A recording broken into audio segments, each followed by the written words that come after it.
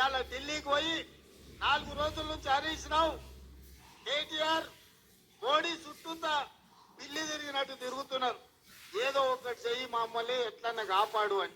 Prime minister అని మీరు అన్నారు. ప్రైమ్ మినిస్టర్ ని కలవాలన్న ఆలోచన అయితే లేదు. ఎందుకంటే కలిసినా ఏదైనా అభివృద్ధి గురించి కలుస్తాం తప్ప ఈ విషయంలో వారు చేయగలిగేది ఉండదు. ఈ మాటలే ఇప్పుడు తెలంగాణ రాజకీయాల్లో కొత్త చర్చకు దారితీస్తున్నాయి. బీజేపీతో బీఆర్ఎస్ దోస్తీ కట్టాలని అనుకుంటోందన్న చర్చ జరుగుతోంది. వీలైతే పార్టీని విలీనం చేయాలని అనుకుంటోందని కూడా మాట వినిపిస్తోంది.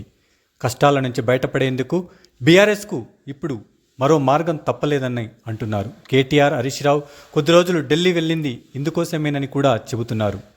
డీల్ కుదిరితే కాంగ్రెస్లోకి వెళ్లే వలసలకు బ్రేక్ వేయొచ్చని అని కూడా అనుకుంటోందని టాక్ వినిపిస్తోంది.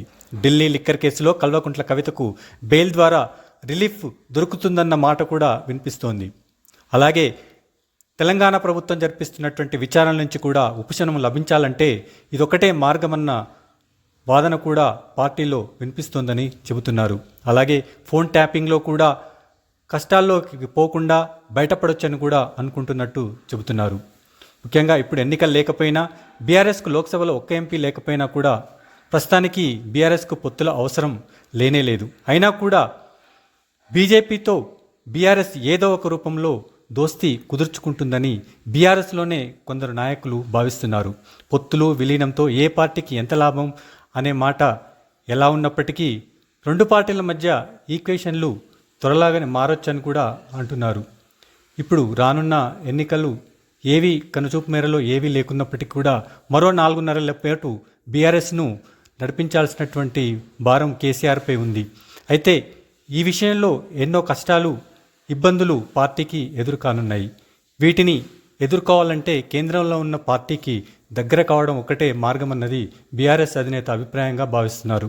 అలాగే తిహార్ జైల్లో కవితను ఈ కేసు నుంచి బయట పడేయాలంటే కూడా ఇదొక్కటే మార్గమన్న అంచనాకు కూడా వచ్చారు.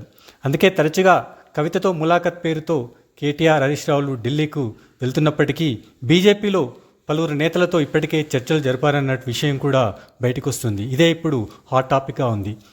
ముఖ్యమంత్రి రేవంత్ రెడ్డి కూడా ఇదే విషయం పదే పదే చెబుతున్నారు. కేసీఆర్ ఇచ్చేటువంటి ఫీడ్బ్యాక్తో మరోసారి ఈ ఇద్దరు నేతలు ఢిల్లీకి వెళ్తారని కూడా అంటున్నారు. పరోక్షంగా ఏదో ఒక రకంగా బీజేపీతో సన్నిహితం కావాల్సిన అవసరం ఇప్పుడు బీఆర్ఎస్కు ఖచ్చితంగా ఉందని పొలిటికల్ సర్కిల్స్లో వినిపిస్తోంది. అయితే అసెంబ్లీ ఎన్నికల్లో ఓటమి తర్వాత, ఆ తర్వాత పార్లమెంటు ఎన్నికల్లో తర్వాత ఓటమి తర్వాత కూడా బీఆర్ఎస్కు చాలా ఇబ్బందులు ఎదురయ్యాయి. పార్టీని ఒక్కొక్కరు వీడిపోతున్నారు. ఎమ్మెల్యేలు కూడా ఒక్కొక్కరు చేజారుతుండడంతో బీఆర్ఎస్ నేత ఎంత చెప్పినా కూడా ఎమ్మెల్యేలు కాంగ్రెస్ వైపు చేజారుతుండడం కేసీఆర్ కూడా ఇబ్బంది కలిగిస్తోంది. దీంతో బీఆర్ఎస్ చరిత్రలోనే ఎప్పటిలో లేనంత విధంగా ఇబ్బందుల పాలు అవుతుందని అంటున్నారు. అలాగే ఒకవైపు రాష్ట్ర ప్రభుత్వం కూడా విచారణ కమిషన్ల పేరుతో మరింత ఇబ్బంది పడుతుందని, కేసీఆర్ కూడా విచారణ ఎదుర్కోక తప్పదనేటువంటి వాతావరణం కూడా ఉంది.